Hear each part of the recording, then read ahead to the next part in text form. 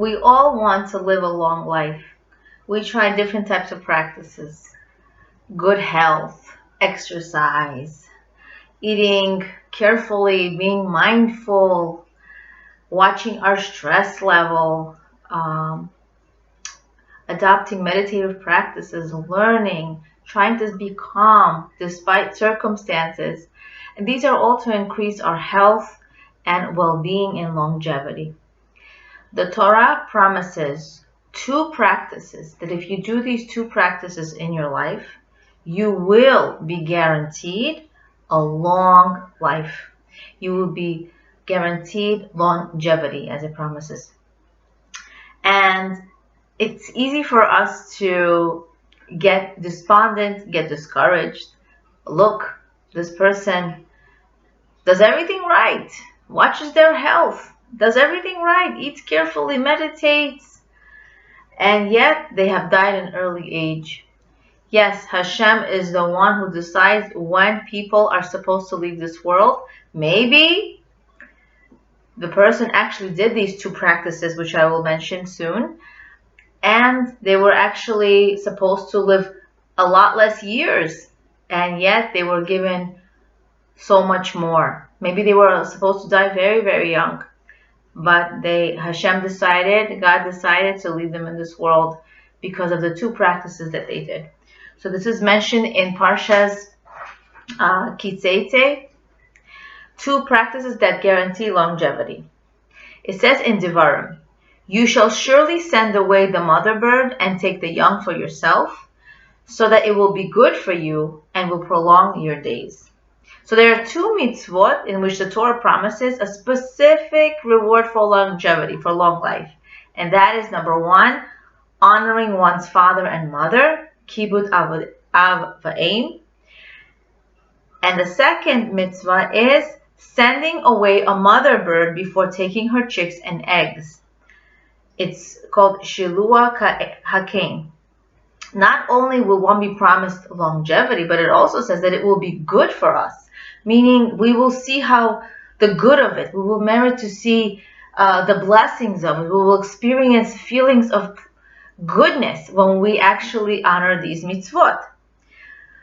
This is extremely interesting. So, honoring one's father and mother, we can understand we will get the blessing of longevity. And I will give you further details. But the second mitzvah, sending away a mother bird before taking her chicks and eggs, really has to do with being a sensitive person. Meaning, don't do unto other people what I don't want done unto myself. And that is actually the whole Torah. The whole Torah, on one foot, as given by the sage Hillel, is do not do unto others what others you don't want others to do for you. That's how we love our fellow human beings. It's very hard to love everyone. Yes, it's something we can strive for to achieve a goal. But who can say, I love every single Jew? I love every single person. Who can say that? The way we love other people is by making sure that we don't treat them the way we want to be treated. And this is very hard to do. This is a lifetime of work, a lifetime of trial and error, of trying, of being, and making sure we're careful with this mitzvah.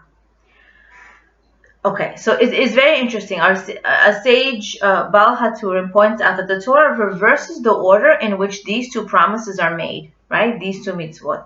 Regarding honoring your parents, it says, so that your days will be lengthened and so that it will be good for you. In other words, when you honor your parents, you will merit longevity. Before you will experience that it will be good for you. Honoring parents is a very difficult commandment. It's even more difficult once they get older, once they get needier. It's even harder in old age. One may not see the results in the short term, and it will not always particularly feel good, right? But the Torah promises that it will be good for you. When will you see the results? When you merit longevity. When your children see how devoted you are to your parents, to your elderly parents, they will observe you, they will take note and treat you the same way. The same way when you get old, when they have to take care of you. So that's when you will actually see how good it is. Oh, I merit longevity. I took care of my parents.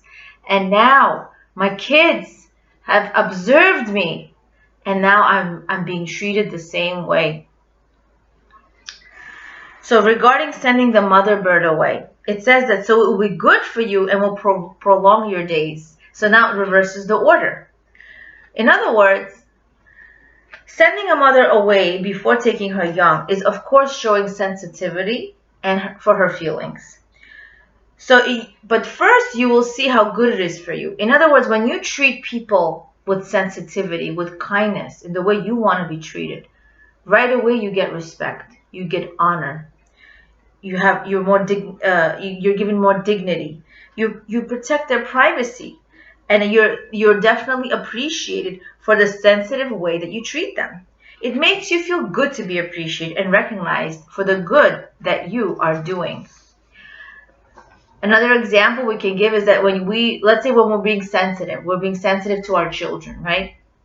Not criticizing your child in front of others, you will immediately gain a greater respect, closeness, connection, as well as trust from your child. Or for your husband. Let's say he wants to go to his parents for a holiday or for a Shabbat. He wants to go to his family or his parents. But you don't want to go. You'd rather not go. You'd rather be home. But you're doing it for him. And because he sees you're going out of your way to do it for him and he appreciates you, obviously when you reach a decision as a husband and wife, that decision has to be gone all the way and not making regrets later on. Oh, I did a favor for you, right? We decided to go to your parents, even though I'd rather stay home. So there you're going to the parents. And how much does a husband appreciate his wife for going along with this difficult decision for her? And he feels so much love for her, so much more closeness, so much respect. So she will feel that right away. And she will be granted that longevity because she's sensitive to his feelings. This is important for him. So this is another example we could look at in our daily lives. So it says in Devarim, you shall not plow an ox and a donkey together. Why does it say that? Our sage Hiskuni knows that an ox chews its cud and a donkey does not chew its cud. So if the two are together and working together, the donkey would notice that the ox is chewing its cud and would think that the owner fed the ox and not him, right? So we want to be sure, what is this really meaning? It's meaning that we have to be sensitive to each other. Just like we have to be sensitive to how animals are, how we treat our animals. We have to be careful that we don't disrespect animals. We treat them kindly. Also, when we make the Shabbat bracha, right? When we make brachot on kiddush, on the wine and the bread, usually the bread precedes the wine. But because on Shabbat we have a special mitzvah to say bracha on the wine, we cover the bread. We have these challah covers, not to embarrass the challah, so the challah shouldn't see the wine. Now, does the challah have eyes? No. But we treat the mitzvah with sensitivity. That even though you precede the wine is going to go first. Not because you're not important, but because this is the mitzvah we need to do for Shabbat. So, all the more so, how do we treat each other? With respect, with sensitivity. And this is hard. It's a lifetime of work. But we need to strive to be better at it and improve in this mitzvah.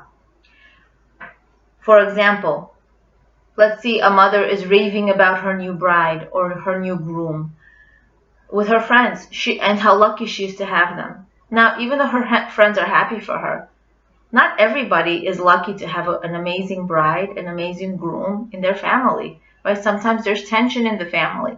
Not everybody has a great relationship yet. So what we can do, we don't have to rave about it, right? If you have a new kelinka, a new bride, a new chatan in the family, it's a good idea to keep it on the down low. Say Baruch Hashem, thank God. God has given me such a wonderful bride or a wonderful groom. or raving about your relationship with your mother, your mother-in-law, whoever that it is. You don't know the other person's life circumstance. We have to be careful. We have to be sensitive. Make sure we're not raving about it, because we don't know how other people really feel. So it's better to be on the down low. I had a personal story where someone who took one of my classes, it was a workshop I was giving, and after I gave the workshop, the next day she texts me and she says, I applied this right away and I saw miracles. And I said, wow, that's amazing. You just made my day. It's amazing. And so I really wanted to share this, but I didn't mention the person's name the following week when we had the workshop. And the girl said it herself. The woman said it herself. She was able to share the miracle that she experienced, even though it was a good thing that she experienced. I wasn't obviously planning to say anything publicly to hurt her, but to say something positive about the marriage, something positive that she was doing a practice, and yet she shared it herself, meaning we have to try our best to protect the privacy of people.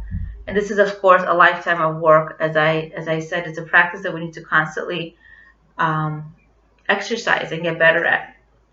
So we're not asked to be perfect, but we're asked to be better in it. We're asked to improve in it. Improve in the way we treat other people, sensitive way that we treat others. We need to be flexible in the way other people treat us, meaning not demand respect, not demand honor, not demand. Yes, we do want to be respected. We do want to feel dignified, but demanding it and living, it's going to lead us toward arrogance, right? And that's not what Hashem wants. That's one of the worst traits to have, is to be an arrogant person. If you want respect and honor from other people, the Torah teaches us that be respectful, be honorable, and people will gravitate towards you. But be sensitive in the way you treat other people. Meaning, I have to not demand other people to respect and honor me, but I need to be respectful and honor others. And if we're insensitive at one point, apologize, make a new start. Remember, raving about what we have, it's really wonderful, but it needs to be done the right way. Modesty is a character trait for men and women, not just the way we dress, but the way we act, not to show off our perks in life, all the good that we have. You don't know what other people are going through. To feel better about yourself, look at people who are going through worse circumstances than you, and you will feel so much better about your situation. I had someone share that she was so grateful for the house that she had, but at one point, just got used to it. It was a way of life until she had to host a big family because they had to remodel where they were living, and she had to host them for a while, and she was so grateful for her space and more appreciative.